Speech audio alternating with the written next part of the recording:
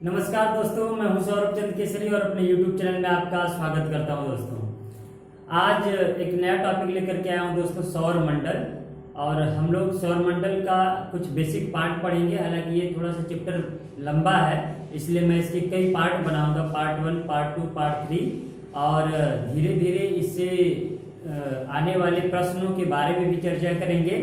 और बात करते हैं दोस्तों, आज हम कुछ फैक्चुअल बातों की, कुछ सिद्धांतिक बातों की, और आपको धीरे धीरे ये पूरा का पूरा सौर मंडल में कंप्लीट करा दूंगा, जिससे एक भी क्वेश्चन यहाँ से छूटेंगे नहीं। अगर आप railway group D, UP TET, super TET, NTPC की तैयारी अगर कर रहे हो तो ये वीडियो आपके लिए निश्चित रूप से लाभप्रद होगी।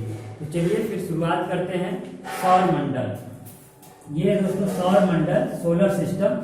सोलर सिस्टम पढ़ने से पहले कुछ सैद्धांतिक बातों की तरफ हम लोग चलते हैं कि आखिर ये सौर मंडल होता क्या है। दोस्तों, सूर्य और अन्य खगोलीय पिंड जैसे ग्रह, उपग्रह, क्षुद्र ग्रह, डस्ट पार्टिकल, इन सबको मिला करके बनता है आपका सौर मंडल। दोस्तों, सौर मंडल खुद आकाश गंगा का भाग होता है, जिसे हम इंग्लिश में गैलेक्सी कहते हैं। और गैलेक्सी खुद ब्रह्मांड का भाग होती है। अब इस प्रकार से हम बात करते हैं कि ब्रह्मांड में कितनी गैलेक्सी हैं। तो दोस्तों, ब्रह्मांड में कुल 10 पे घाते 11 गैलेक्सी है। और उसी प्रकार एक गैलेक्सी में कुल 10 पे घाते 11 सौर मंडल है। दोस्तों, जैसा कि हमने यहाँ पर लिखा है, ये सौर मंडल कहिए या फिर तारे कहिए। यहाँ पर ब्रह्मांड में आकाश गंगा कितनी है दोस्तों? 10 पे घाते 11। और तारे कितने हैं दोस्तों, या सौर मंडल कितने हैं? 10 पे घाते 11। इस प्रकार से अगर हम बात करें तो सौर मंडल में टोटल 10 पे घाते 22 सौर मंडल अथवा तारे हैं। अब दोस्तों बात करते हैं कि ये आकाश गंगा होती क्या है। तो हमने बताया कि सौर मंडलों का समूह ही आकाश गंगा कहलाता है। और सौर मंडल में क्या क्या आता है, अभी हमने चर्चा किया है। ये आकाश गंगाएं अर्थात गैलेक्सी 3 टाइप्स के होते हैं, 3 प्रकार के होती हैं। मैंने यहाँ पर लिख भी दिया है दोस्तों। एक स्पाइरल होता है, सर्पिलाकार, एलिप्स होता है अंडाकार, और इरेगुलर मतलब जिसका कोई आकार निश्चित ना हो।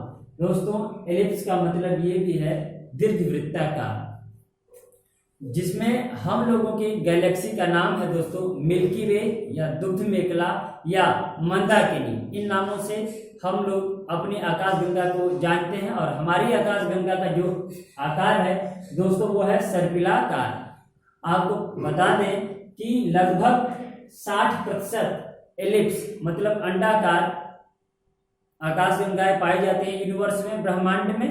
और हमारी आकाश गंगा जो है, जिसका नाम है मंदाकिनी अथवा दुग्ध मेखला, इंग्लिश में मिल्की वे, वो सर्पिलाकार है। तो बात करते हैं कुछ फैक्चुअल की, आप ले लीजिएगा इसका स्क्रीनशॉट। पहले मैं बता देता हूं कि सबसे बड़ी आकाश गंगा का क्या नाम है दोस्तों, लाइमन अल्फा ब्लॉक्स। हमारे सौर मंडल की सबसे नजदीक आकाश गंगा का क्या नाम है, तो आप बताएंगे एंड्रोमीडा। हमारा सौर मंडल स्थित है, इसमें स्थित है तो मंदाकिनी या दुग्ध मेखला, यूं क्या है मिल्की वे। हमारी आकाश गंगा का सबसे चमकीला भाग क्या है दोस्तों, तो आप बताएंगे ओरियन नेबुला। ये ओरियन नेबुला दरअसल दोस्तों है तारों का समूह। यहाँ पर बहुत से तारे हैं, इसलिए यह पूरे आकाश गंगा का सबसे चमकीला भाग है दोस्तों। अब बात करते हैं आगे कि सबसे चमकीला तारा कौन सा है। तो हमारे आकाश गंगा में दोस्तों सबसे चमकीला तारा है सिरियस, जिसे हम डॉग स्टार भी बोलते हैं। अगला है सौर मंडल के सबसे नजदीक तारा कौन है, तो आप बताएंगे प्रोक्सिमा सेंचुरी। ये एग्जाम में आया हुआ है दोस्तों। तो अगर क्वेश्चन ऐसे आया था कि सूर्य के अलावा पृथ्वी के नजदीक सबसे नजदीक तारा कौन सा है, तो सूर्य के अलावा दोस्तों आया है, तो हम बताएंगे प्रोक्सिमा सेंचुरी। क्यों? क्योंकि पृथ्वी के सबसे नजदीक तो सूर्य है दोस्तों। सूर्य के अलावा पूछेगा तो आप बताएंगे प्रोक्सिमा सेंचुरी। परंतु सीधे बोल देगा कि सौर मंडल के सबसे नजदीक कौन सा तारा है, तो दोस्तों बताएंगे प्रोक्सिमा सेंचुरी। क्यों? क्योंकि सौर मंडल में सूर्य केंद्र है, सूर्य ही पूरा का पूरा केंद्र है, इसलिए हम सूर्य को छोड़ करके ही बातें करेंगे। एक आता है दिशा सूचक तारा, तो हम ध्रुव तारा को दोस्तों कहते हैं दिशा सूचक तारा, और ये ध्रुव को इसलिए कहते हैं क्योंकि यह हमेशा उत्तर दिशा की ओर उगता है, इसीलिए इसे नॉर्थ स्टार भी बोलते हैं दोस्तों। इसे और क्या बोलते हैं, तो नॉर्थ स्टार बोलते हैं। आपको ये याद होने चाहिए।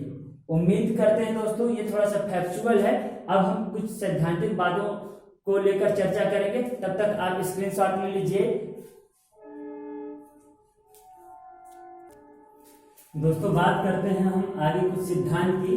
तो यहाँ पर सौर मंडल से संबंधित कुछ सिद्धांत है जो कि 140 ईस्वी में सबसे पहले क्लॉडियस टॉलेमी ने दिया था, और उन्होंने बताया, उन्होंने जो सिद्धांत दिया उसे बोलते हैं जियोसेंट्रिक।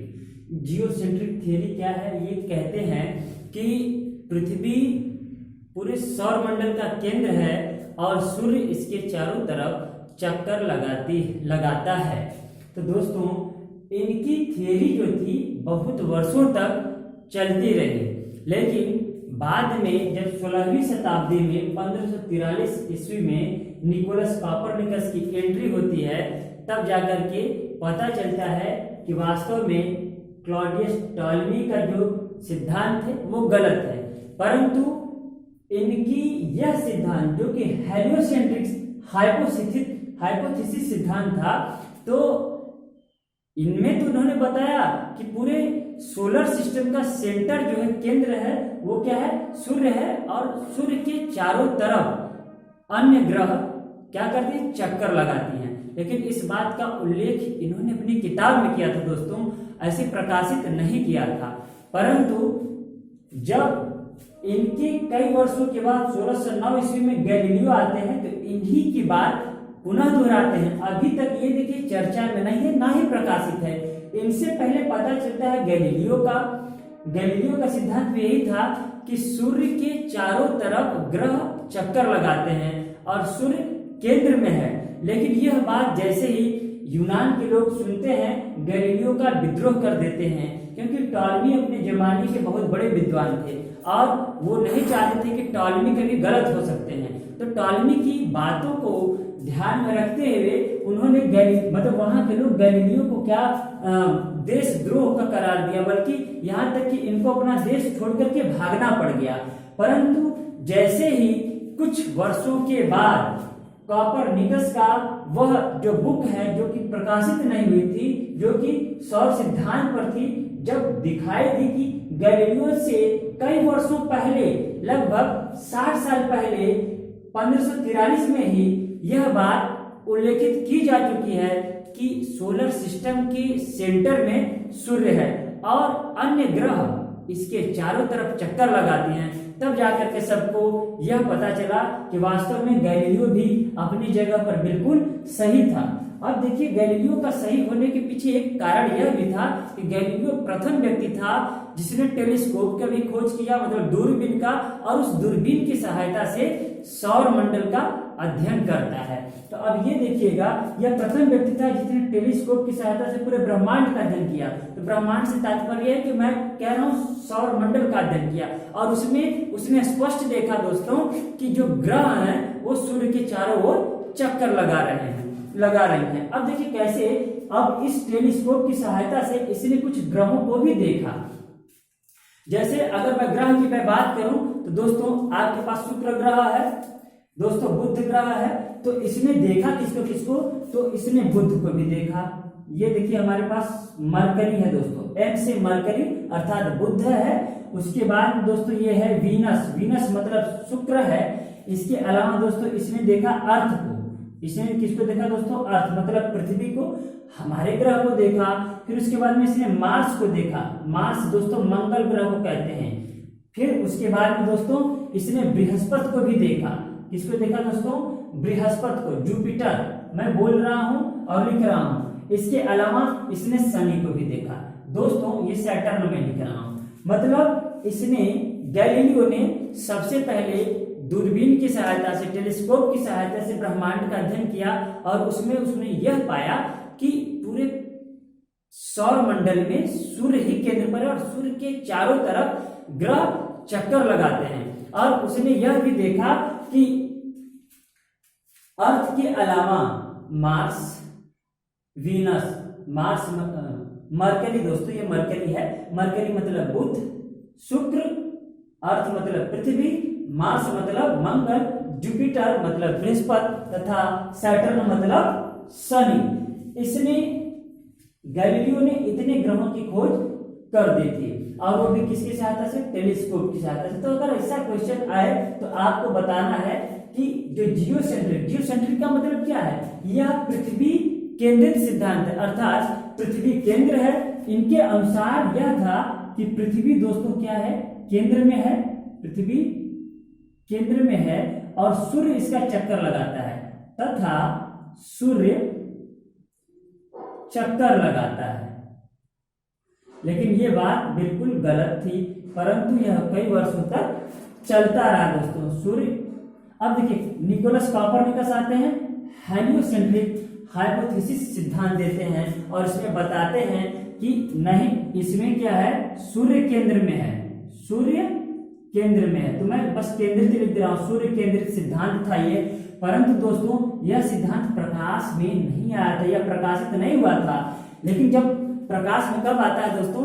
जब गैलीलियो आते हैं। गैलीलियो ने सिद्धांत दिया और प्रूफ भी किया, लेकिन इतना विरोध इनका हुआ कि इनको देश छोड़कर के भागना पड़ा। और अंततः जब इनका बुक प्रकाश में आया तब सभी को विश्वास हुआ कि नहीं, वास्तव में क्लॉडियस टॉलेमी जो है गलत थे, गैलीलियो जो बताया वो सही था। क्यों? क्योंकि गैलीलियो से पहले ही इस सिद्धांत को निकोलस कॉपरनिकस ने दे दिया था। तो दोस्तों ये था सौरमंडल के पहले का थोड़ा सा अध्ययन। इससे पहले भी, इसके बाद भी कुछ हम लोग बात करेंगे। इससे बाद कुछ थोड़ी सी बात है, मेरे पास जगह नहीं है, इसका स्क्रीनशॉट लीजिए, फिर मैं बताता हूँ कुछ छोटी सी बात को। दोस्तों उम्मीद है आप ले लिए होंगे स्क्रीनशॉट। अब हम अंतिम व्यक्ति के बारे में बात करते हैं कि विलियम हर्शेल कौन थे। तो विलियम हर्शेल भी एक भौगोलवेत्ता थे और उन्होंने बताया, क्या एक कोटेशन दिया कि जो सौरमंडल है हमारा, वो गैलेक्सी का एक छोटा सा अंश है। मतलब गैलेक्सी बहुत बड़ी है और उस गैलेक्सी का एक छोटा सा अंश कौन है? हमारा सौरमंडल। गैलेक्सी को ही दोस्तों हम लोग क्या बोलते हैं? आकाश गंगा बोलते हैं। अब देखिए इन्होंने यूरेनस की अर्थात अरुण की खोज की। मतलब अरुण एक ग्रह है जिसकी खोजकर्ता कौन है? William Herschel. तथा वरुण के खोजकर्ता कौन है? नेपच्यून के कौन है? तो जॉन गैली। दोस्तों आप यह देख लिए होंगे, ज्यादा से ज्यादा इसमें फैक्ट थे और इसमें इस चैप्टर में फैक्ट ही पढ़ना है। लेकिन जब हम सौरमंडल पढ़ेंगे, मतलब कल पढ़ेंगे हम लोग सूर्य के बारे में, फिर उसके बाद में पढ़ेंगे पूरे के पूरे सौरमंडल में ग्रहों के बारे में। और इतना जब हम पढ़ लेंगे तो निश्चित रूप से हमें उम्मीद है कि आपका एक भी क्वेश्चन छूटेगा नहीं। यहाँ सर्पिलाकार से मतलब है दोस्तों कि हमारी जो आकाश गंगा है कुछ इस तरीके की है दोस्तों, कुछ इस तरीके से आपको दिखाई देगी। ठीक है दोस्तों। और ये जो अंडाकार का है दोस्तों, कुछ इस तरीके से आपको दिखाई देगी। और जो अनिश्चित इरेगुलर है, इसका कोई आकार नहीं है दोस्तों, कोई आकार नहीं है। तो आप समझते रहिएगा कि हमारी आकाश गंगा कैसी है और ये एलिप्स आकार मतलब एलिप्स के जैसा कैसी है और ये इरेगुलर कैसा है। कभी भी अगर आप YouTube पर देखेंगे तो वो आराम से दिखाएंगे और आपको बेहतर तरीके से समझ में भी आएगा। तो ठीक है दोस्तों, मिलते हैं नेक्स्ट वीडियो में। ऐसे ही वीडियो हम आपके लिए रेगुलर लाते रहेंगे। अच्छा लगे तो मेरे चैनल को सब्सक्राइब करें और मेरे साथ बने रहें। मिलते हैं नेक्स्ट वीडियो में, तब तक के लिए नमस्कार।